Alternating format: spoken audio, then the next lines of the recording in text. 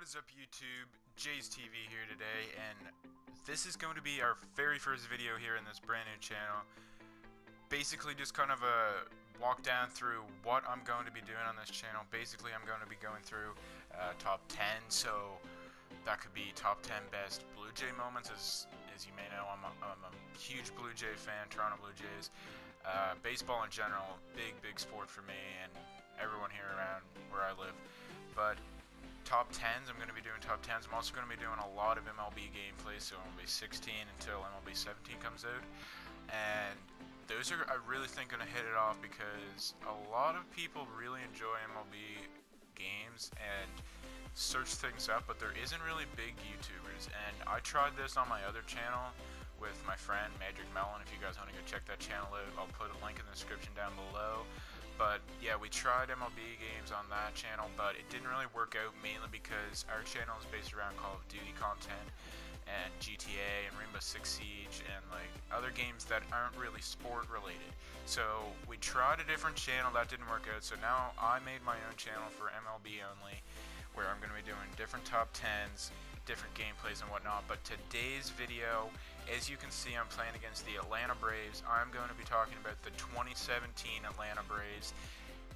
Are they the biggest dark horse in the sport for this season? Because if you look at their lineup for this season, obviously they have Matt Kemp, a great corner fielder. He's been a great player for his whole career. The Braves just picked him up here, I believe, last year. I believe in the trade deadline. I'm not sure if it was the trade deadline or before the season started, but they did pick him up.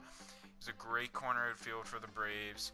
He's got a lot of power. He's basically a superstar and pretty much the star of the outfield for the Atlanta Braves themselves.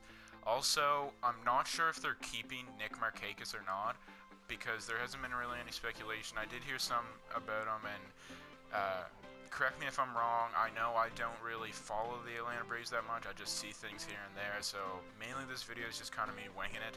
But the Nick Markakis deal could be I feel like if they put him in center field, that could really help them, because I'm not sure who their starting left fielder is, but they could easily get someone from their farm system, because trust me, they got a lot of good players in the farm system. Probably the second best farm system in the league, obviously next to the New York Yankees, because you cannot go wrong with New York Yankees farm system. But anyways, they also picked up very decent pitchers, such as R.A. Dickey from the Toronto Blue Jays. As a Blue Jay fan myself, I hated to see him go, but in the same sense, I really loved to see him go, because trust me, he did not fit in the American League. He did not fit in the AL East, because trust me, he was trash. He averaged about a 4.3 ERA through his whole Toronto Blue Jay career. When he played with the Mets back in 2012, Cy Young Award winner, and he went to the Blue Jays 2013, 2014, 2015, 2016, and whatnot. He might have had 1 year where he had more wins than losses.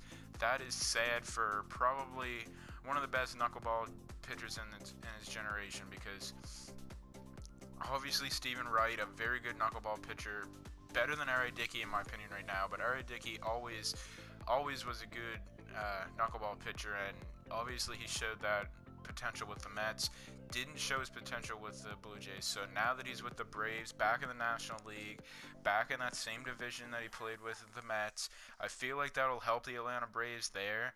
Plus, he's a veteran. Speaking of veterans, they also picked up from the Mets themselves Bartolo Colon, Big Sexy. You gotta admit, he is a boss. He is so underrated in my opinion. He's obviously old, a veteran in the sport. Him and R.A. Dickey both being really high veterans and both having very different pitching styles. Like R.A. Dickey, obviously a very good knuckleball pitcher, and then Bartolo Colon himself has similar pitches to regular pitchers, like, you know, the regular fastball, the curveball, I believe he does have a changeup. If not, correct me if I'm wrong. But those regular pitches there, he throws them in a certain depth that nobody else can seem to hit off him. He is a very, very good pitcher, and I believe that was an amazing pickup for the Atlanta Braves. And with those two veterans on their team, they can really, really help their younger pitchers in their system, I guess, if you want me to say it that way. Different pitchers. I couldn't really tell you any of them. I don't really know much about the Atlanta Braves. I just know these deals in the offseason that they've made have definitely provided a potential for them to be a huge dark horse into the 2017 season, and I would not be surprised if they ran for a wild card. I really don't think they have enough potential to run against teams like the Mets or the Washington Nationals or the Dodgers or the Giants or teams like that to go head for head in either the wild card or the division title. But I do believe they do have potential to run at least close to the wild card, and I really, really do believe that they could have a really good shot at making it into the playoffs. Depends on who they go against in the wild card, if they make it to the wild card, and heck knows they might not even pull this off, but I really hope they do. You know, I've never really been a big Braves fan, but in the past couple of years I've really kind of grown on them. Not really much enough to follow them, but I really do feel bad for them because they've always been, in my opinion, the most known National League team ever. I'm not sure if they have the most National League championships, but definitely Atlanta Braves have definitely been probably the most profound and most popular National League team in the past 4 decades, say, and then in the past 5 years they've been pretty much trash. 2012, I know they had a pretty good season. 2013, I forget how good they did then. 2014, 2015, 2016, 3 years where they just lacked everything, and it was downhill for them, and it was sad.